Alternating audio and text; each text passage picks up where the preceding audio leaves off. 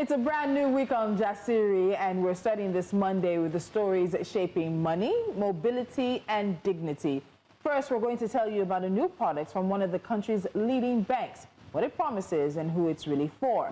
Then we examine U.S. President Donald Trump's $15,000, you heard me, $15,000 visa bond targeting travelers from 38 countries. And of course, we know the countries that make the list the most. Is it border security, economic pressure, or another barrier to global movement? And where does Africa fit into this conversation? And finally, a story that demands more than headlines, the experience of a visually impaired nurse during her nursing school exam. What happened? What went wrong? And what it reveals about accessibility, empathy, and inclusion in our institutions. 3 conversations, 1 platform. Let's get into it. This is Jasiri. And we've got a homegirl, Judith Tiwi, is back on Jasiri with us. Darshan has started her leave, and Lola is under the weather. But as we know, the show must go on. So here we are. Now, as Tulu said, we want to introduce you something new. Wema Bank, Nigeria's most innovative bank, and the pioneer of Africa's first fully digital bank, ALAT, has announced the launch of the upgraded version of its flagship digital banking platform, ALAT by Wema. All right, so there you have it. It's designed as the next phase in digital banking. The upgrade delivers a smarter, a faster, and a more intuitive experience, reinforcing the bank's leadership in technology-driven financial services. And it's tagged ALAT. The evolution, the upgraded platform, represents a major advancement in how customers interact with their bank.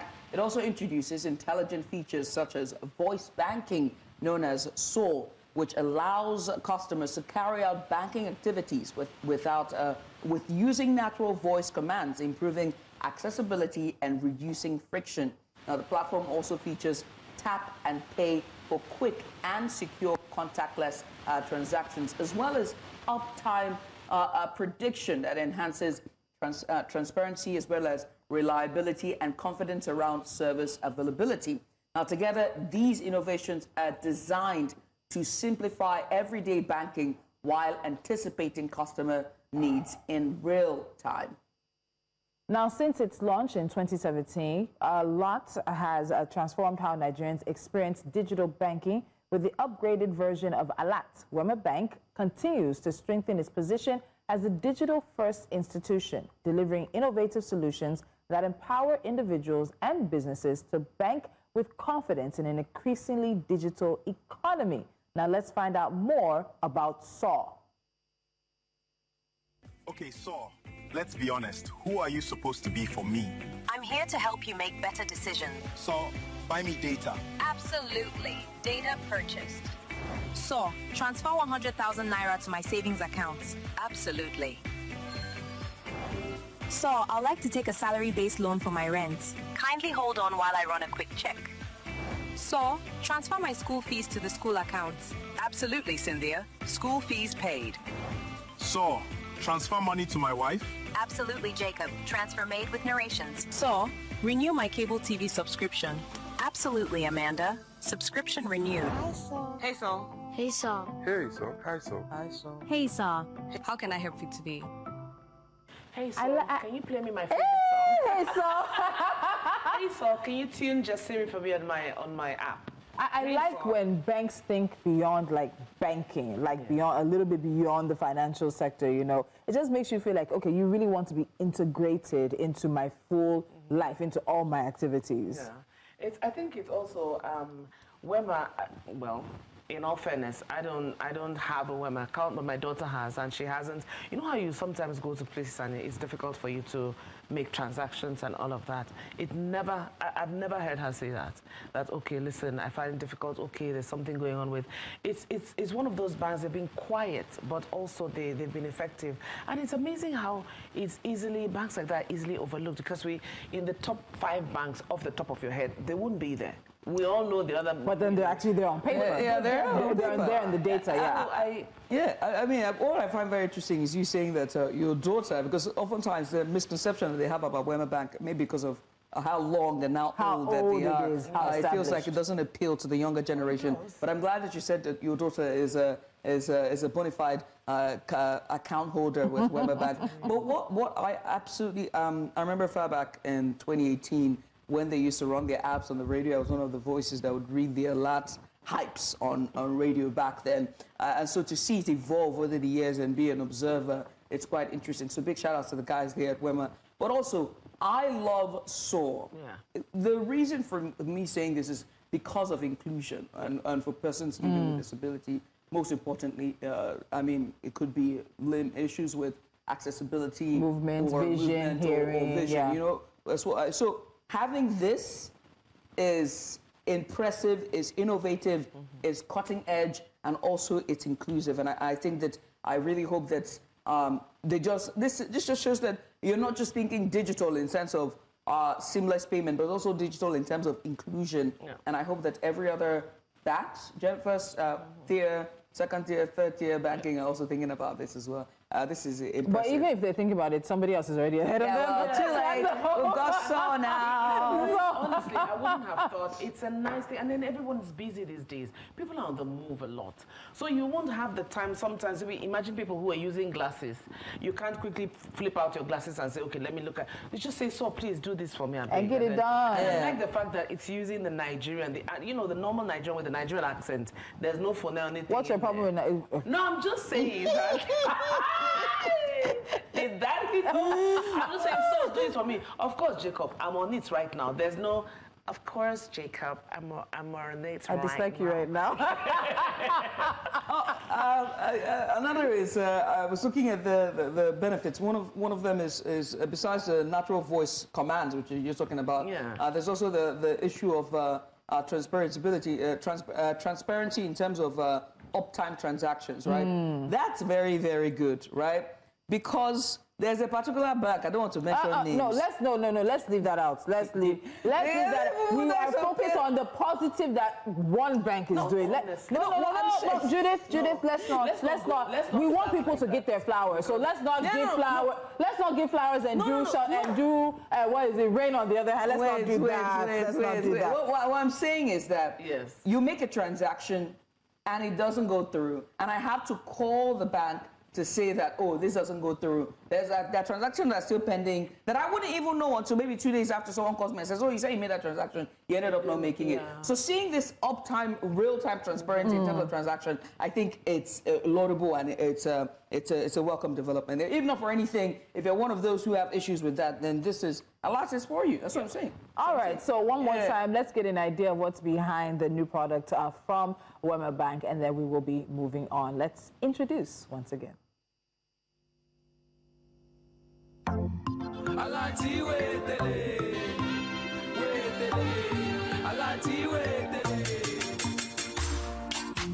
Banking life made easy. Cheap transfer, no hidden charges. Lightning speed when sending. Which other offer better than this? I know you don't work for your money. You don't need stress when you spend it. Just a few steps that load the last first, and you don't solve half of your worries. Share and abuse you want it. I've been a money you want.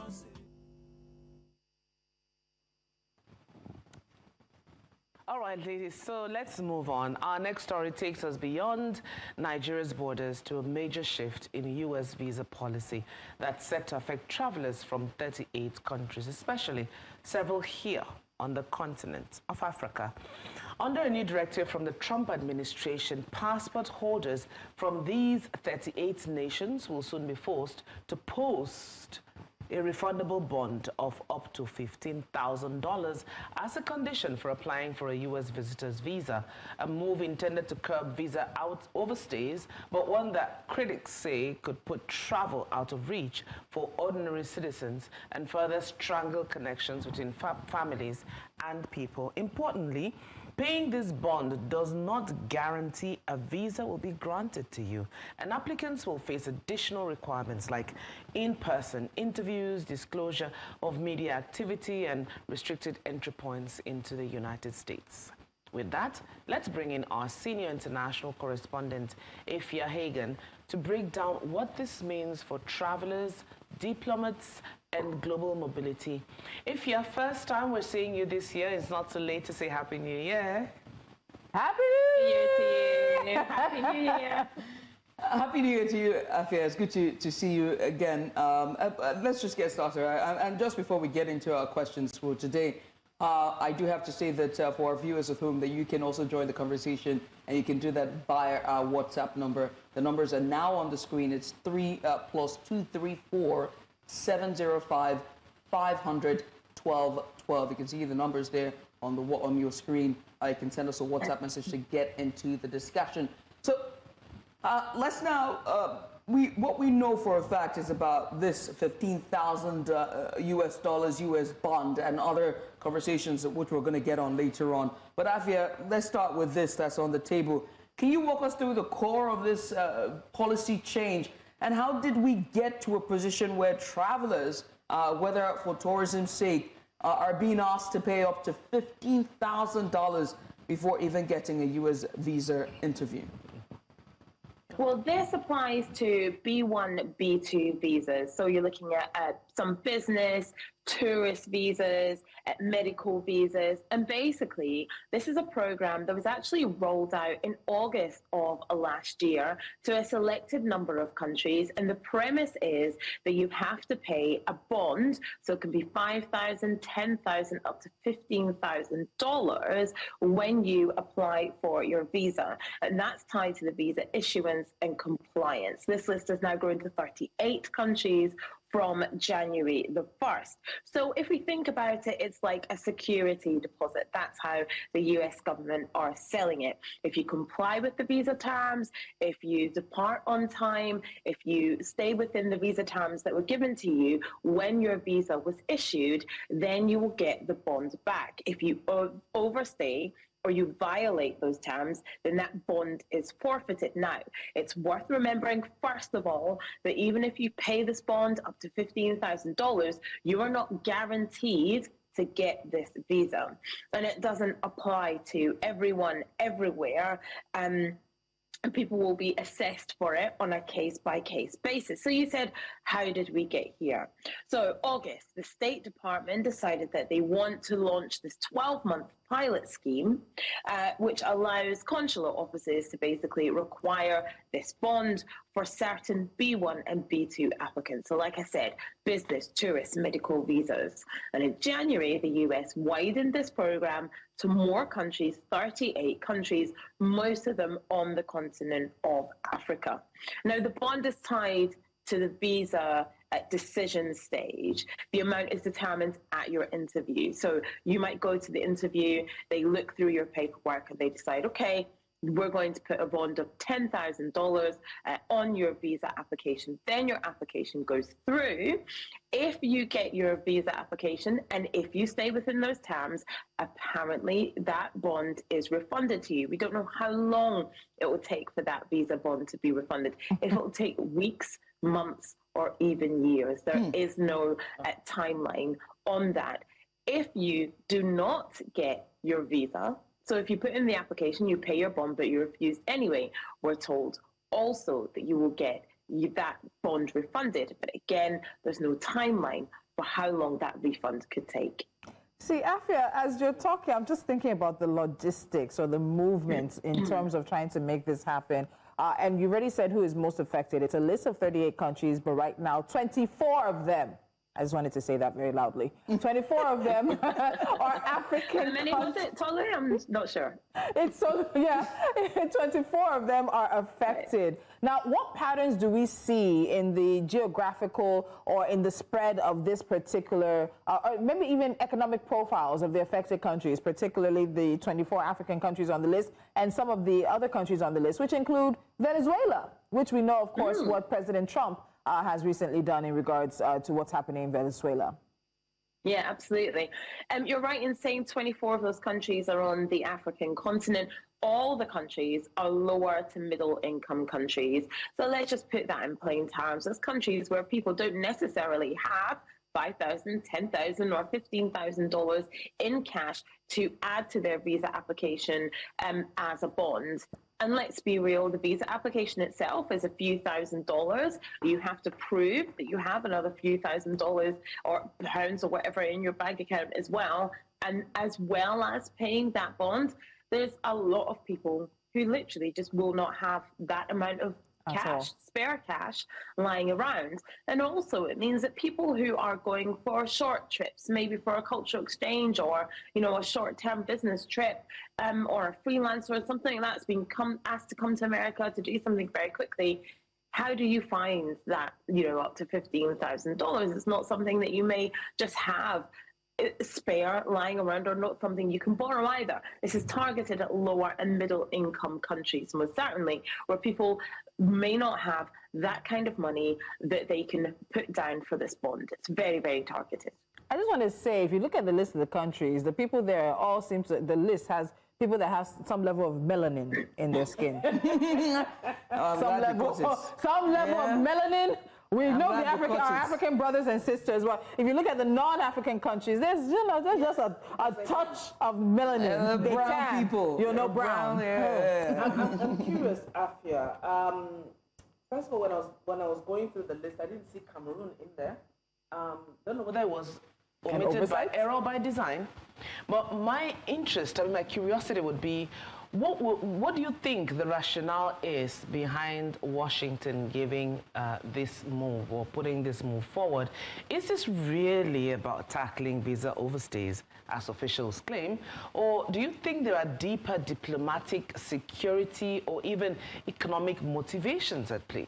And let me just add, as she said, she didn't see Cameroon. I don't think I saw Sierra Leone. There are some African countries. We are a continent of 54, 55 countries. Yeah. Everybody's not on the list. Are we expecting an extended or expanded list in a few weeks, a few months? What do you make of those who are not currently on the list as well?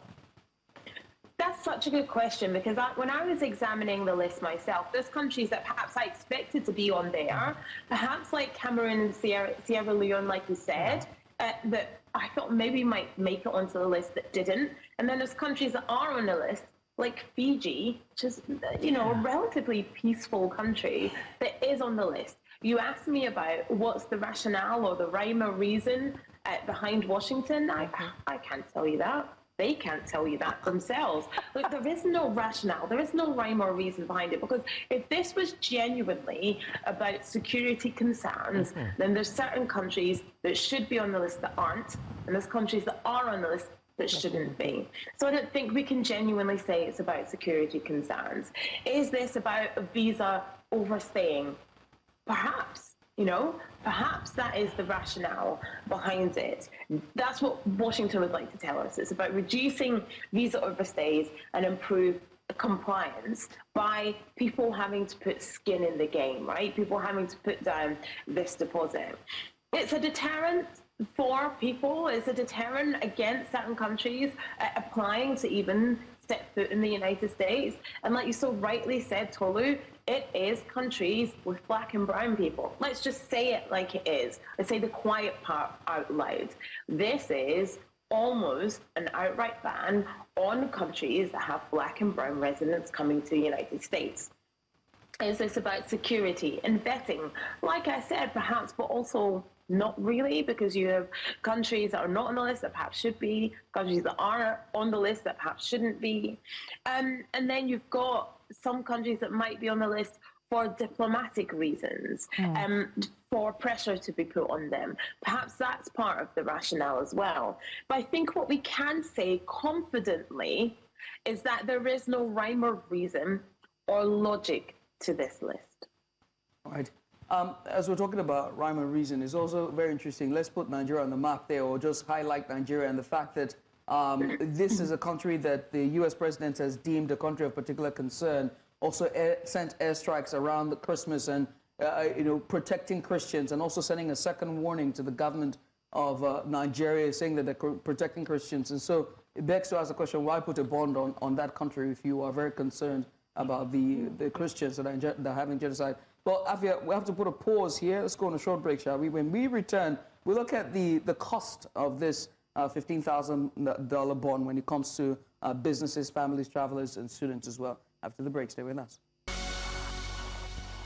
Hey, welcome to Jasiri here on, welcome back. It's Jasiri on News Central Television. Our guest today is Afia Hagen, Senior International Correspondent with News Central Television.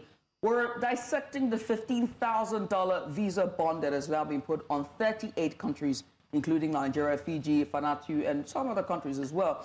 The question is, why that $15,000 bond, and what does it mean for these countries? But most importantly, Afia, I have to ask you before the break, I was talking about the damage this cost will mean for people-to-people ties. For example, families, hospital, health, tourism, business travelers, but also students as well. In that list, I'm going to only speak for Nigeria. We have students who go across the border for education. There's also exchange programs as well. And there's also business, going on there. So how might this, policy reshape mobility, remittance, tourism, even cultural exchange? The damage that this could will could be absolutely huge. I mean, there will be some people who might be able to save up for that $15,000 bond, which could take some time. But imagine you have an emergency situation where you have to travel to the United States, perhaps for a funeral, perhaps to give some caregiving to a sick relative. You may not have the time to come up with that $15,000 bond. And so that's going to really affect people that have to make emergency short trips or make emergency trips for medical reasons. Perhaps they want to get some medical assistance outside the country. Also cultural exchange, people that might be asked to come and do a quick trip, whether it's a speaker, whether it's a content creator, something that they need to do really quickly, and again, may not have that $15,000 bond. It's really going to affect people who want to make journeys quickly, short journeys, because again, yes, we're told that that bond is refundable, but how long will that refundable bond take to come back to you? Nobody knows. And so it's really going to have an effect on people who may need to make trips in emergencies, may need to get to the United States quickly for a medical treatment, and it's just going to affect so many family relationships, right? For so many people of the diaspora living in the United States, they still have those connections back home. And so you are going to have people who are just literally priced out of being able to see relatives. So it's going to really affect family bonds as well. People of the diaspora being able to have their relatives come and visit them. All those relationships are going to be affected too. No, I'm here thinking that if a family of 6 wants to visit their families in the U.S., does that mean a $15,000 bond times 6? This raises also concern about fairness and discrimination, Ifya. When you look at the list of affected countries, many are from the global south. So do you think there is a perception or evidence that this policy disproportionately targets poorer nations or just certain regions? And also, how is that received internationally? Oh, absolutely. This is completely discriminatory. Look, the economic effects are huge for this. You so rightly said, if you have a family of 6 and everybody has to pay a bond, even if it's $5,000, it's $5,000 times 6 or $10,000 times 6 because it's per visa application. So everybody has to have their own individual application. Therefore, the bond applies across the board. So yes, it disproportionately affects people in the global south, disproportionately affects people in lower middle income countries. It is about liquidity, right? Yeah. People being able to show their liquidity. It's a liquidity test. It's a wealth screen. But for many, it's just a non-starter. For many people, it's just not possible. You cannot contemplate it. Yeah. It just means that people are going to be priced out of travel, priced out of mobility, priced out of making those family connections. But also, I think it's going to have a lot of people just thinking twice about how desirable is it to go to the United States? I mean, really, let's sit back and look at it. Is it somewhere that people even really want to go or should want to go? You know, it's the shine has absolutely come off the United States.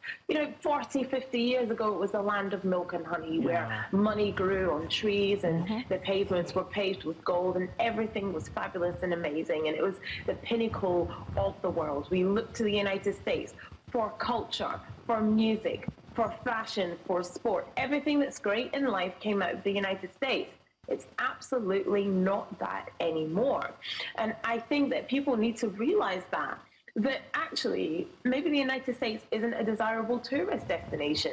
A lot of people are finding that it's not safe. Look, tourism to the United States has dropped dramatically over the past 12 months. Yeah. People are finding it's not a safe destination to go to, that perhaps they don't feel as safe as they did walking around the streets. You know, a lot of places like national parks have put huge costs on non-citizens visiting them. So an extra $100, $250 for non-US residents. So it's become non-affordable. So actually the United States is making itself non-desirable. And I like that term in terms of non-desirable. I remember undesirables at one point. Was it undesirables? Was the lingua franca at one point in time. But it also looks like we're seeing an isolationist policy, ways of driving people out or keeping people out from the Trump administration. But in all of this, we noticed earlier, South Africa is not surprisingly on this list. It's the same South Africa that Trump has been saying is going after white farmers and is discriminating against white farmers, and he offered white farmers, what would you say, safe haven in the United States. But South Africa did not make this list. But there's something that is still going on in the back of my mind. Let's not forget that it's also the Trump administration that now says that visas are only last up to, I think, 3 months, is it? So if you if you need to travel, if you're a business person, you're meant to apply single entry every time you want to travel. And then every time you might be expected to either put up a $5,000, a $10,000, or a $15,000 bond. The refundable part, some people might say makes it easier, but how many people can gather $5,000 and hold it somewhere, not sure of when it's going to come back? So that's part of the questions I want to ask. There's a lot of uncertainty right now around this plan, around everything. Clear safeguards, refund timelines, as you have mentioned. What happens to the appeal processes? What happens? Because already we know people struggle when they do this visa application. I've done it many times by myself, but I know people struggle and people end up playing consultants, and consultants are going to make more money on this. But what are the questions that remain? Because I've heard about questions as to where is this money even going to be held? Who's going to hold the money? What agency is going to be responsible for ensuring that the money is then refunded? You've talked about timelines, and I think that's very, very important if you're asking people for a bond. So what questions do you have that remain? What questions have you heard people saying, this is just not clear, this needs to be answered? Well, the big question around this being a bond implies the refund. So when you pay this bond, it's paid to the State Department, and the State Department is the department that's supposed to refund you. But like I said, there is no timeline on how long that refund takes to come back to you. So, you know, will it come back to you before your trip? Will it come back to you? Well, no, it'll come back to you when you return. If you return on time, if you stay within your visa limits. So then when you return back to your home country, your bond is supposed to come back to you. Does it take a week? Does it take 2? Does it take a month? Does it take 2? Does it take a year? Nobody knows. There is no refund timelines. But the bond is paid to the State Department. There's some disputes on who handles these claims, whether there's been compliance. There's also, you know, there's concerns over equity. You know, who decides and how do they decide who pays how much of the bond? So who pays 5,000? Who pays 10,000? Who pays 15,000? You also so rightly said about visa limits now. Visas are now only 3 months. If you're perhaps a business traveler and maybe your business puts up the bond, that's different. You know, it's not coming out of your own pocket. Maybe the business has enough, you know, liquid within it to do that. But for an individual traveler, nobody, I think, or some people might, but there's not a lot of people who will have that kind of money just lying around. But like I said, there is no timelines around the refunds, how long they will take, and also who issues it, who holds it in the meantime. That is not clear. It's very interesting that all 38, that one of the reasons why this 38 countries are there, like you like to say, was higher visitor overstay risk, you know, weaker screening and vetting document integrity, or citizenship by investment, you know, without residency. They're trying to eliminate all 3. And so they're putting all this 38. But then how then can this be resolved? You know, have any of the affected countries, these 38 countries, formally responded to this policy yet? And have there been, you know, a case of, you know, past where, this kind of visa restrictions tend to play out between governments, and how do they resolve this?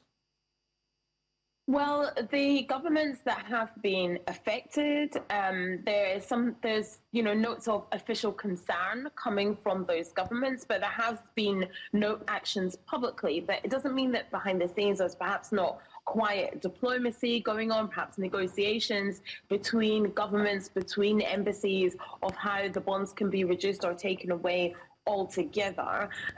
But usually that's what will happen is we will see these quiet negotiations going on behind the scenes. Then you'll have the public condemnation, and then perhaps you might have reciprocal measures between countries, where those countries that have the bonds put on them, Fiji, the other countries on the list, Nigeria, might say, you know what, okay, we can do the same thing for visas for our country. Let's make our fees higher. Let's make it harder to get a visa to come and visit us. Perhaps we should put bonds on as well so that we can make some more money from the already expensive visa process. We can perhaps see those measures coming into play from some of those countries. It might be a measure that they decide to bring in as well. And actually, perhaps that's what we should see, is more countries kind of standing up to the United States and saying, you know what, if you do that to us, then we have every right to do it as well. Yeah. It's crazy because Trump is already threatening. He's threatening some 100% tariff this morning or over the weekend on his Truth Social timeline. I'm trying to get it. It was something he said about tariffs that he's going to put in if something doesn't happen. But a lot is happening. This second coming of Trump in this 1 year, we're just about to do the 1 year anniversary of the Trump administration, and we've seen so much. How might this affect America's global image, which has taken a beating already? And at a time when the U.S. is competing for influence, talent, tourism, and soft power, what do policies like this do in terms of pushing people and partnerships towards other destinations like Europe, the Middle East, or Asia? And my question was when the U.S. is competing, but it doesn't feel like the U.S. is any longer competing for tourism, for soft power, for those scholarships that bring the best and the brightest from the global south to the U.S. to go and help and feed their economy. It almost feels like a dumbing down of the United States. Well, they might disagree to a little because pale skin, blonde hair, blue-eyed is reigning. But key. meanwhile, is the president any of those? Well, is his wife? But also, let's put another layer his to wife, this. That his wife is an immigrant, so apparently, allegedly overstayed her visa as well. Wow. And all his children are all offsprings of migrants. But also to add another layer, there's also the World Cup, or rather the Olympics, which is also happening. No, even the World Cup is happening. Canada, in the US. Canada, US, and Mexico, I believe. So what happens to spectators, right? Yeah, Afia. Well, already, let me take your point about the World Cup, Gia, first of all. You've had quite a lot of people already cancelling their World Cup tickets on social media. There has been widespread calls for a ban on the World Cup, for people to not go, for a boycott, on the World Cup. And I think that actually may catch on, along with the exorbitant ticket prices that FIFA have put on those tickets as well. You might have a situation where it's the worst attended World Cup in history. And, frankly, I'd love to see it. However, when it comes to the United States and when it comes to soft power, it doesn't seem like the United States believes in soft power anymore, that it believes in cultural exchange, its place on the world stage. It seems like the United States is only dealing in hard power, whether that is going into another country, arresting its leader, bringing that leader to the United States and putting them on trial, whether that is saying it's going to take over another country and drawing up plans to take over that other country because of military reasons or because of its positioning in the Arctic, whether that's seeing protests in another country and deciding that, we are going to get involved there and perhaps drop bombs on that country. And remember, this is a leader who is hell-bent on collecting the Nobel Peace Prize. Yes. Who was given the inaugural FIFA Peace Prize. A wonderful prize that was made up on the spot by the FIFA leader for reasons that are beyond all imagination. Anyway, I digress. The United States doesn't really want to deal in soft power, doesn't see the value in soft power, and actually is all about hard power. Brute force, this isolationist rhetoric. That is what we are seeing, and that is what we are seeing playing out. And it spills over into things like visa applications, and it will spill over into things like the World Cup and things like that as well. And on one side, whilst Trump is driving this isolationist rhetoric and dropping his bombs all over the world in the name of peace, on the other side, the United States is suffering from its reputation on the world stage and becoming, like we said, undesirable. Ifya, thank you so much for joining us to get deeper into this Trump policy. It is a conversation that will continue to be had, and I look forward to seeing you again on the table and talking about this, because Trump's actions and how they are reverberating around the world is key. Additionally, there are developments in the UK that we need to discuss, so please be prepared for our updates. Thank you again, Afia. See you soon. Thank you. All right. You're watching Jasiri. We'll take a quick short break, and when we return, we'll be going into some other very interesting discussion. We'll be right back. Hey, welcome back.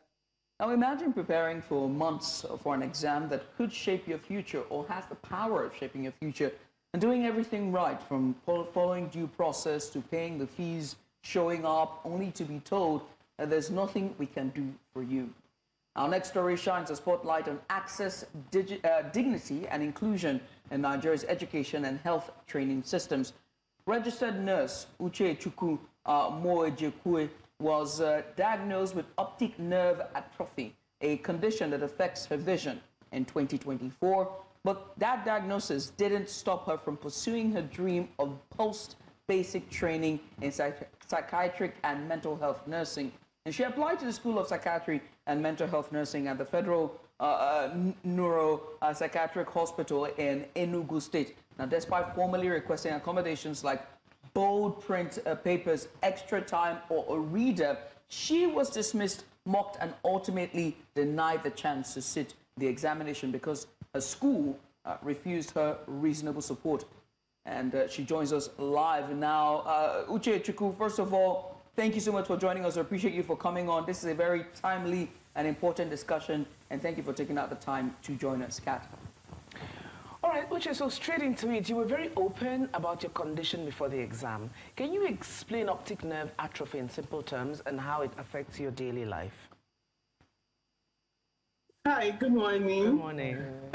The optic nerve is one of the nerves in the body that connects your eye to your brain, basically interpreting every single image you see.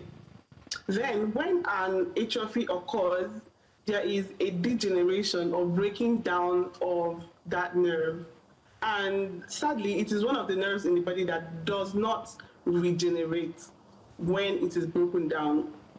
So when this happens, your brain can no longer interpret things. You lose a certain part or percentage of your vision. And this really, really makes moving around, reading, and even recognizing places and people very, very difficult.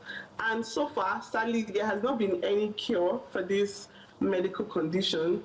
All you get is to halt the progression or slow it down. Wow. So at the end of the day, you might have to lose your vision right away. Wow. Okay, so Uche, now before the exam, you said you informed the school about your vision impairment through the student union government. It's through the student union government president twice. So what exactly did you communicate to them? And at that point in time, how did they respond? Fortunately, the SUG president at that time, we attended the same school. He was my junior in school, but he was the SUG president of the school at that time. And I communicated to him that I am visually impaired, and I explained what that condition had to do. And I also mentioned that he should inform the school before the examination, and I'll be needing some help And he asked what. I mentioned that they either make my exam questions in bold prints, or they assign a reader to me, or they allocate an extra time to me. And that was before the examination day. Then, on the day of the exam, I had gone with him to meet two other examiners. And from their conversation, he said, "This is the lady I informed you about," meaning he had already informed them prior to the exam dates. So when the exam finally started, none of the promised support was provided, right? And then at what point did you then realize that you were on your own, you know, in writing these exams, and that, you know, you had to find a way to make it work by yourself? Yes, when the exam commenced, I got my question paper and it was same as every other person. And I said, oh, probably they want to assign an examiner to me or even give me an extra time. Then I called one of the examiners, I called her attention and I explained that I had already informed them prior. And she said, I asked if I could get an examiner to read out the questions for me or if they would be willing to give me an extra time. And she said, if you knew you were not able to see, why did you go? Those are her words. And then she repeated it again and walked away. Uche repeats that. You were told what? If you knew you were not able to read, why then did you come to school? How did that statement make you feel? At that moment? I started crying. I broke down. I broke down. That has to be the most heartbreaking thing I've heard since my diagnosis. Not even when the doctor said, oh, there is nothing we can do for you, broke me the way what she said did. It was quite painful.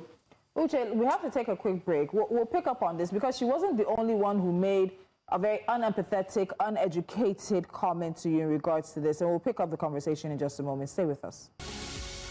We're talking to Uche this morning, a young woman whose story has made it online. After she was taking an exam, she had already informed the school that she had some visual impairments and was expecting support. Not only did she not get support, she got mockery. And she was told, why are you even here? So, Uche, I want to ask, after breaking down, after having that person in the exam hall tell you, if you knew you couldn't see or you knew you couldn't read, why are you in school? Yeah. You were taken to the provost, who reportedly told you that there was nothing that could be done for you and advised you to answer only what you could see or what you could read. How did his response also impact you? And how is that supposed to make any sense when a school is a learning environment meant to motivate and encourage in any sense of the word? Secondary school, we had visually impaired students who had total vision loss, so their vision was pitch black. And they made me in charge of these students, especially the ones in my class. So all I did was read out her notes. I also assisted during exams. I read out her questions while she attempts all of them. So I felt that it's the same thing everywhere. It's been a long time ago, but then I thought nothing would have changed. So when I met the provost and he said I should write the ones I can see and there is nothing he can do for me, that was it. I felt, oh, okay, I think I've come to the end of the road, because if the provost would be able to say that to me, then who else is coming to my aid at this point? Okay, so I told him I wouldn't be continuing the exams. Wow. And before I leave, I need to sign out of the exams. And I said I won't be doing that because I am not leaving this exam willingly. You are forcing me out of the exam hall. So I dropped my question paper and I walked away. And nobody called me back. Nobody said anything to me. All right, so as a registered nurse, Uche, I have to ask, do patients treat you differently or somehow when you're attending to them? Actually, it's two questions in one. Do your patients treat you differently or anyhow when you're attending to them? That's one. And the second one is, do you see this as an endemic problem? Does it reflect a larger issue in society and, you know, the way institutions treat students, you know, people with disabilities? Or how society even views people with disabilities. So 2 questions in one. I had to ask you like that, sorry. Yeah. Okay. No, my patients do not treat me any different than every other nurse in the hospital. And this is because it doesn't affect my job in any way. Before my diagnosis, I used to work in emergency. And post-diagnosis, I requested to be moved to a different unit where I don't have to run around a lot, because stress is one thing that your optic nerve cannot manage at all. The more stress you're exposed to, the more breaking down your optic nerve has to undergo. So, and my request was granted. I'll move to the pediatrics because they are babies. They have their mothers with them to do a whole lot of things for them. And I worked there for over 7-8 months. And I realized, oh, this is also telling on my vision. I requested again to be moved to the ICU. So in the ICU, you don't have so much to do. And even if you had so much to do, I am only concerned about the strenuous aspects of the job and not that it's affecting my procedures in any way. I give injections, I serve medications, the right dose and the right patient and all that. Right. And for times when I cannot read out some things in the folders, I have someone around to assist me with that, so it doesn't affect my job in any way. And my patients do not treat me any differently. Ever. Uchechi, very quickly, we know that your story has now trended across social media. Now this interview is, which has prompted this interview. Has the school responded? Have they reached out to you? Has there been any team that has reached out to you regarding this incident and sort of redressed it? Or even the board responsible for the exam. And like Catherine, very quickly, I'll combine this question. Does this mean you're not sitting for this exam at all again? What happens to your dream and your hope of becoming a mental health nurse? Just quickly get that in 30 seconds because of time. Okay, the school, no team, nobody has reached out to me from the school since then. And this incident strengthened my resolve, because if mental health nurses can actually treat a student like this, I wonder how they treat their patients. So basically, a lot of person's mental health depends on my own dream of becoming a mental health nurse. So I'm not giving up. I have not given up. What I have actually given up on is becoming one in Nigeria. So I am continuing my dream, and I'm looking out for schools in the UK or in the US, just not in Nigeria, to further pursue my dream of becoming a mental health nurse. So. And another one bites the dust. Uche, thank you so much. One thing I'll tell you is that I feel your positive energy, even from here, even in this conversation and even in this situation. And I just hope that you continue to hold on to it for as long as Nigeria has you around. But thank you. Thank you so much for joining us today. And we'll continue to follow up on the story. All right? My pleasure. All right. And because of time, we have to go. I would love to take apart her conversation a little bit, and we might do that tomorrow morning. But right now, we have to get out of the studio. Thank you so much, Jasiri, on a Monday. We'll see you guys tomorrow, 10 a.m. West African time.